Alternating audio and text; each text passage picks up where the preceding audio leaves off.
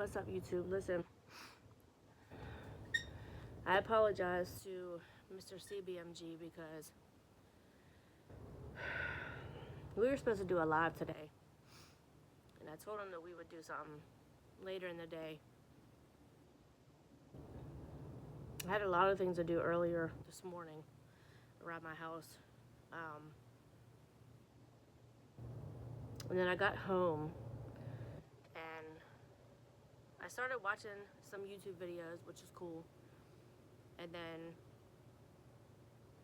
I don't know, for whatever reason, it made me turn into playing music.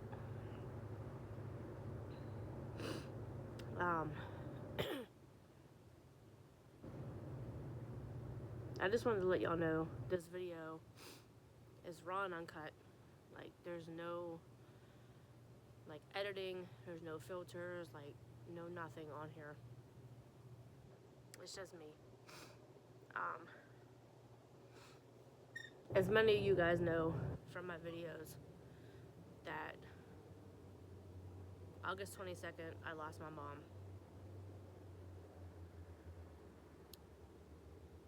And it's still feeling like it's kind of fresh to me and like not real. You know, I felt that way for a really, really, really long time with my dad. My dad left here. I'm not gonna say he died. My dad left here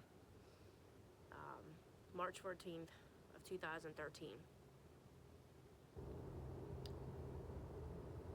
And it kind of took me a really, really long time to come to grasp that he was gone.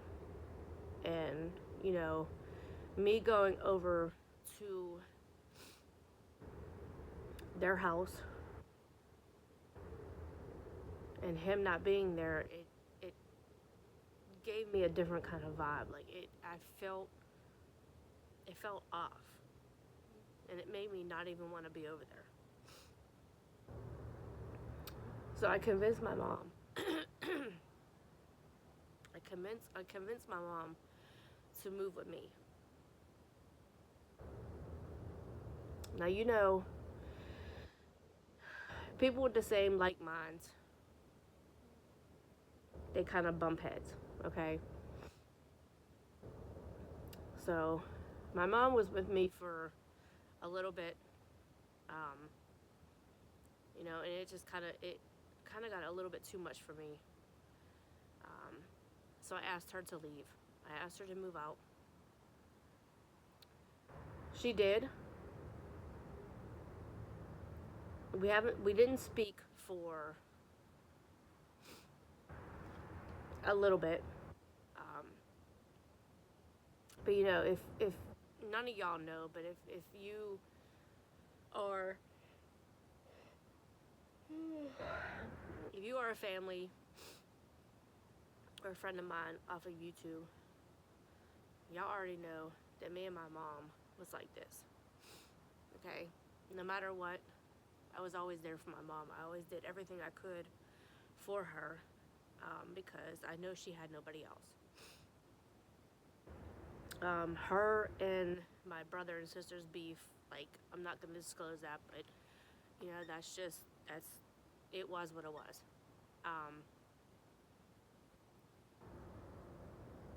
But, like, I felt, as the baby of the family, I was the one that I always cared about how she was taken care of and how she felt and what she was going through, and I didn't put my life first. I put hers first, which I only felt that was right because, you know, she took care of me my whole life. She put my life first. So I felt that it was my right and my duty to, you know, take care of her. So we slowly started talking again after she left and she moved out.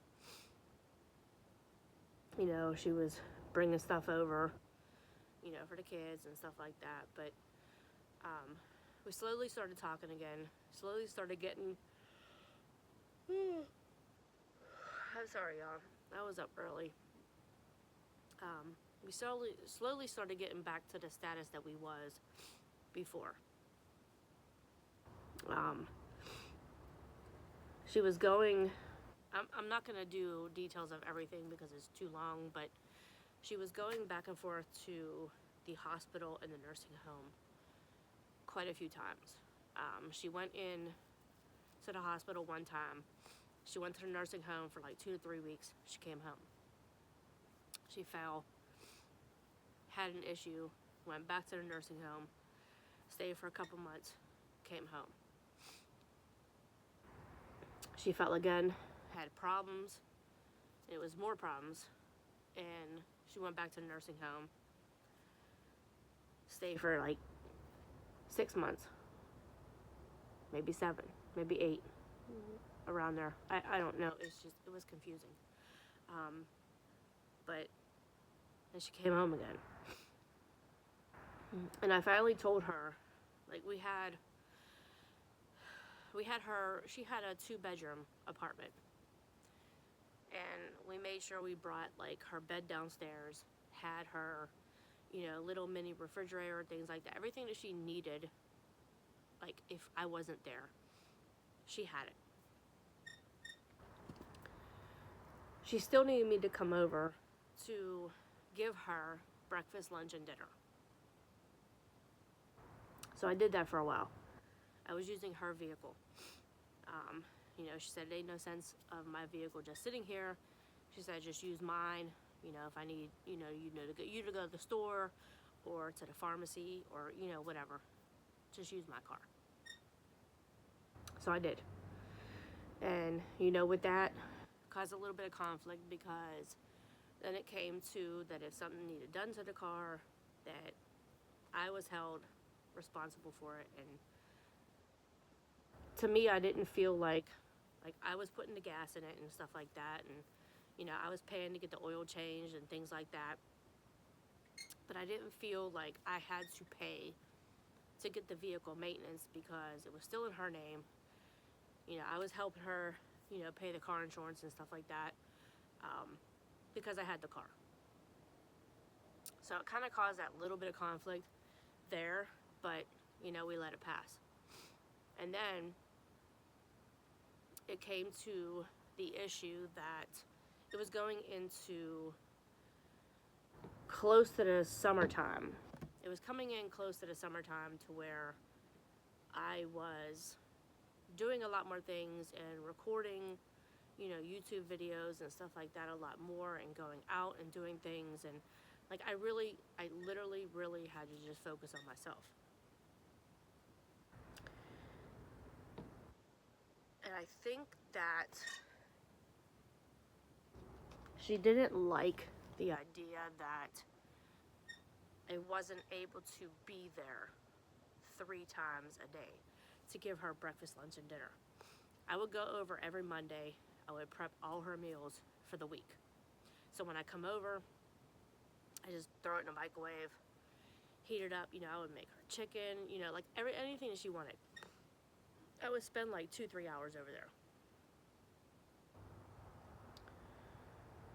So she kind of got upset that I wasn't able to come over there 3 times a day. And I told her, I said, why don't you have a mini fridge. I said, why don't you get a little microwave to put on top of that? I said,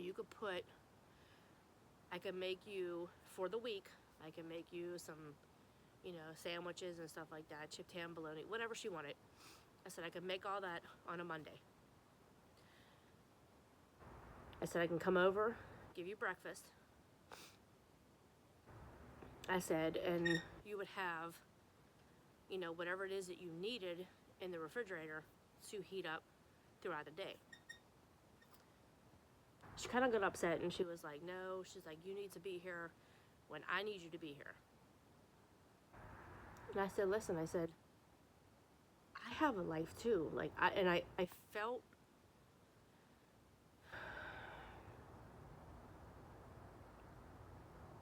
like at that point,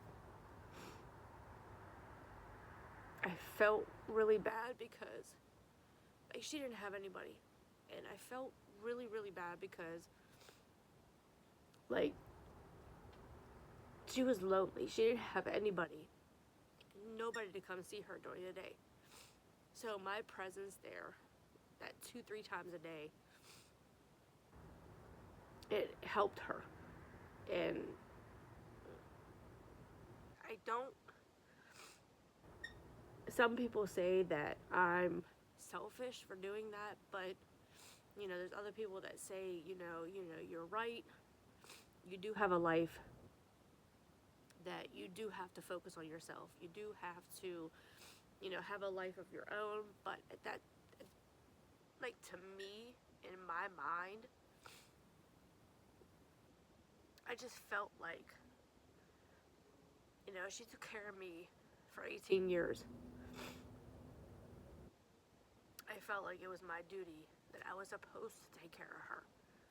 And I don't know if she was just taking advantage of that or if she was just lonely, which to me, in my mind, it felt like she was just lonely and she needed me. So she went into the hospital last September. And then she ended up going to the nursing home. My aunt reached out to me through my sister and asked if she could have my number. And I said, it's fine. Like, me and my aunt didn't have, I don't care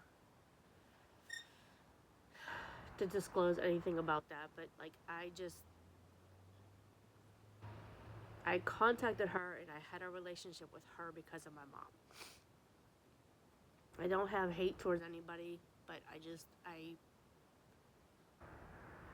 don't care for her. And you'll see why later in the video when I talk to you about this. So anyway, she went into the hospital and then she ended up going to the nursing home. It's fine. She wasn't that far from me, which she wasn't that far from me before.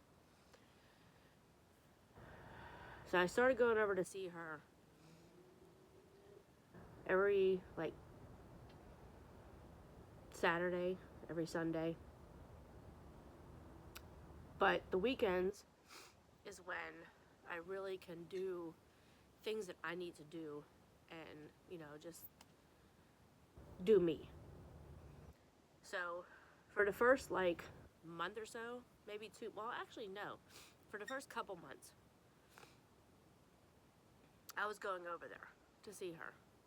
And then it got to the point where I was going over there and she was ordering stuff and I was getting it from her house and I was taking it to her, which was fine. She was ordering stuff from Walmart, like her drinks and snacks and stuff like that the nursing home doesn't give her. So she had stuff, that if she wanted to snack on or drink, in her actual room, that she could. So I was taking it over to her.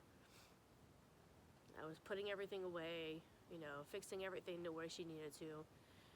And after a while, it got to the point where when I was going over there, it was just to do stuff for her. It wasn't actually to visit. Like, she was ordering stuff from the Temu site, and I was bringing over big, huge packages, and I had to hang up everything, and I had to take her old clothes down and put it in a hamper, and I had to take all her Gatorades out of them little plastic things that come in an 8-pack, take them all out of there, put them in this little container, take all her water bottles out.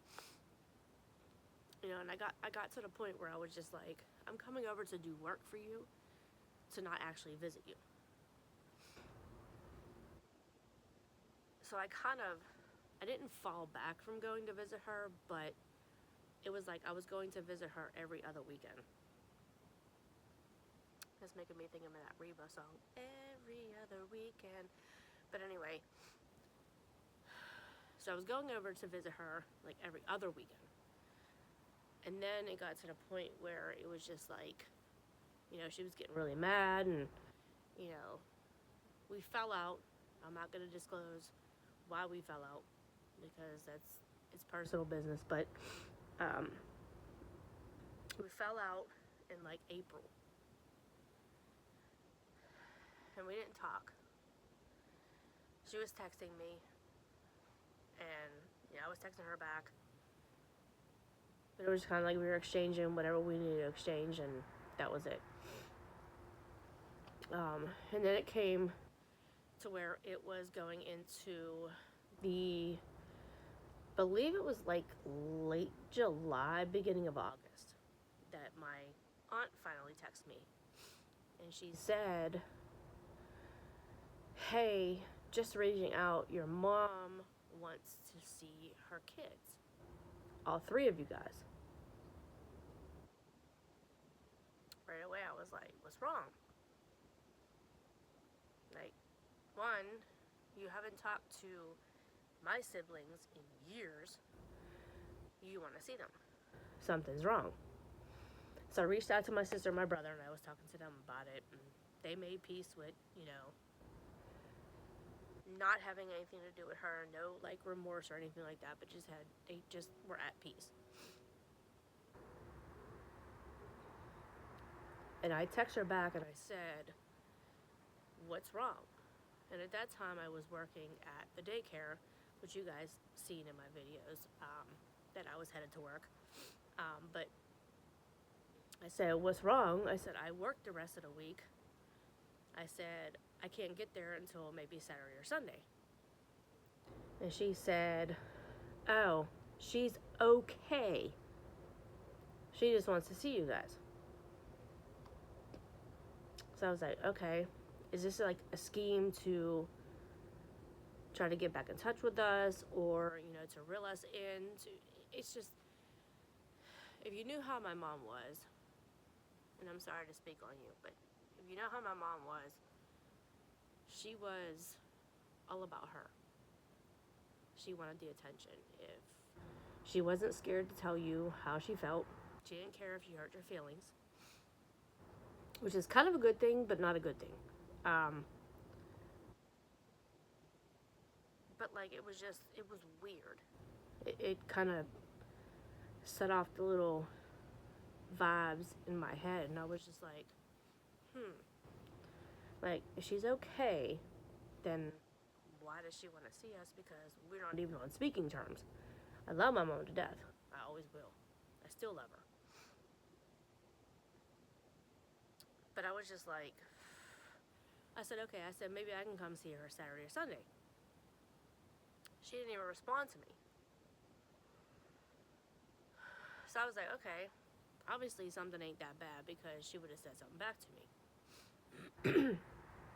So I let it go. I wasn't able to make it up there that weekend. And I let it go. Like, I just did what I had to do. And I got a call, August 23rd, I got a call. I was actually driving. I got a call from my sister. And she said, hey, she's like, what are you doing? And I was like, I'm driving. I said, I'm going over to get a friend of my daughter's. I said, she's spending the weekend. And she was like, oh. She was like, do you have a minute to pull over? I was like, I'm driving. Like, no, like, I said, and I looked at my daughter, and I was like, and I don't know why, like, in the back of my head, I don't know why that came through my head. Because, like, my sister would never tell me that unless there was something wrong. And I knew that it wasn't, like, my brother or my brother-in-law or my nephew. So I was like, okay, like, I just got this eerie feeling.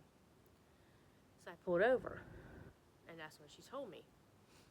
And I said, are you kidding me? And she was like, no. I said to myself, I said, why didn't I just go there?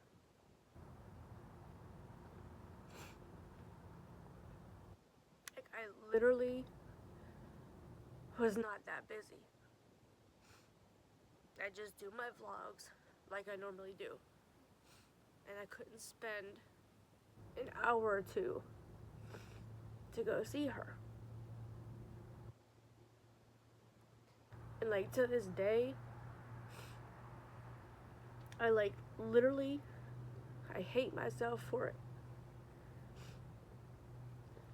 Because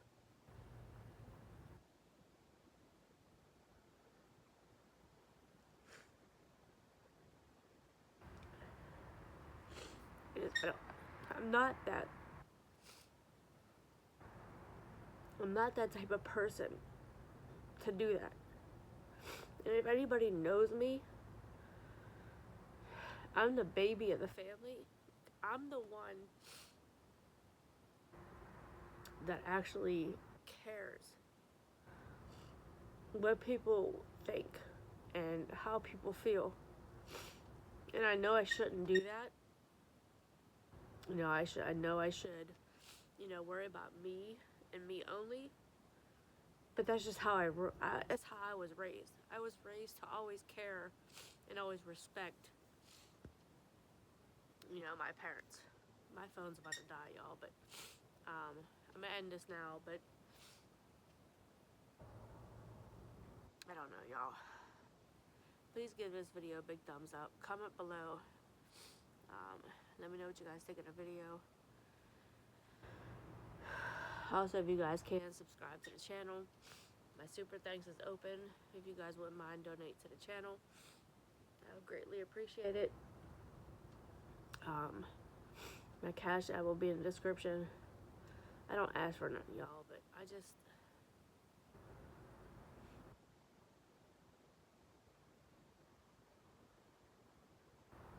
have so many regrets when it comes to that. And I'm still dealing with that. And I have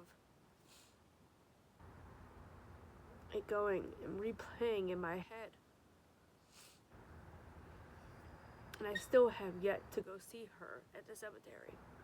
And I know it's not going to make a difference. And I'm going to make a video when I do. But, I don't know, y'all. I don't know. I don't want this video to cut off, but like, comment, subscribe, hit the bell for notifications. I will see you guys in the next video. I hope you guys have a good night. I'm going in there. I don't know.